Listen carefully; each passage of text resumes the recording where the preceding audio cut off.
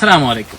পাখিতে কিন্তু রাখার 20 মিনিটের মধ্যে খেয়ে ফেলেছে, কারণ ন্যাচারাল জিনিস পশু পাখি সবাই পছন্দ করে। ঘরোয়া ক্রিকেটে নিজেকে প্রতিনিয়ত প্রমাণ করছেন পেসার মৃত্যুঞ্জয় চৌধুরী।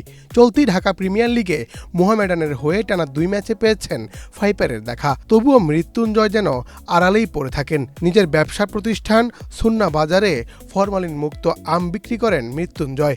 এতেই সমর্থকদের মধ্যে সৃষ্টি হয়েছে ধোঁয়াশা। তারা ভেবেছেন ক্রিকেট ছেড়ে আম বিক্রেতা হয়ে গেলেন এই ক্রিকেটার। কিন্তু আদতে কি তাই? এই ব্যবসায়ী কি কাজ করেন তিনি, আর কিভাবে নিজেকে যুক্ত রাখেন, চলুন জেনে নিই।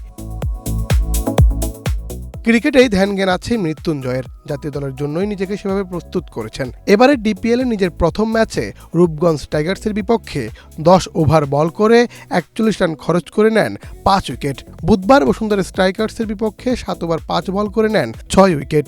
এক কথায় ডিপিএলে স্বপ্নের মতো শুরু এই পেসারের। এই যে পারফরম্যান্স, তারপরেও আড়ালে এই পেসার। আলোচনায় তার আম ব্যবসা। সুন্নাবাজারে ফরমালিন মুক্ত আম বিক্রি করেন এই ক্রিকেটার। তার একটি টিম রয়েছে যেখানে শুধুই ভিডিও বানান তিনি, এছাড়া পুরো কাজই করেন তার টিম, এমনটিই জানিয়েছেন মৃত্যুঞ্জয়।